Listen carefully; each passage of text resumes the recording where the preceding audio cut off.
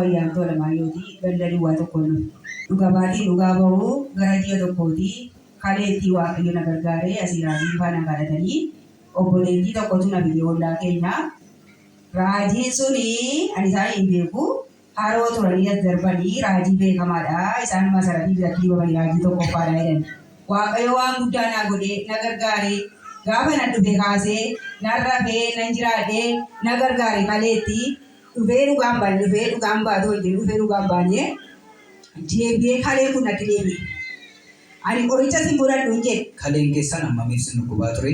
Yeroo sin dhukkubaa ture immoo mana yaalaa dhaqxaniitu mana yaalaati immoo maal siniin jechaa turan? Mana yaalaati hojii guddaan hojjeti kalee kee kun miidhamaadha bushaan godhachuuf jedha naan jedhanii. Kanaa booddee ani hin jedheen hojii afur dhukkubachuun hojii afur. Kanaa booddee jedhu dhufee dhugaan baanee sitti dhufee buleettee kun nabidee naan dhugaa ba'e isaan naa galtanii fayyee galee dhufee dhugaan baanee natti deebi'ee miilli cinaachi bitaa kun fayyaa sana adooti. Dhuftanii fayyuun keessan hammam ta'a? Dhuftanii ergi fayyitanii dhugaa bahuu dhiisuudhaan hammam turtanii eeggasii deebitanii dhuftan hammam ta'a? Gara ji'a lamaati. Ji'a lamaa jechuudha?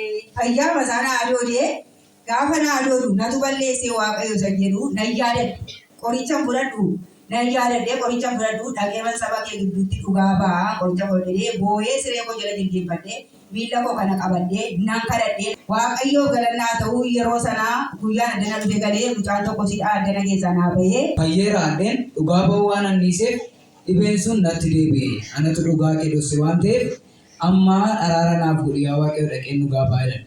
Eggii gaafa dhugaa baatanii ofii keessaniif araara kadhattanii fayyitaniitti dhibeen keessan sun sinitti deebi'eera moo amma nagaa keessan? Amma nagaa kooti fayyee miilli godhachuun isaa wal duukaa deema yeroo jalqabaa na fidee wal duukaa na deema amma garuu fayyaa kooti waaqayyoon galanii guddaa. Waaqayyoon galateeffadhaa fi harka keessan walitti buusaa gooftaa kana galateeffadhaa.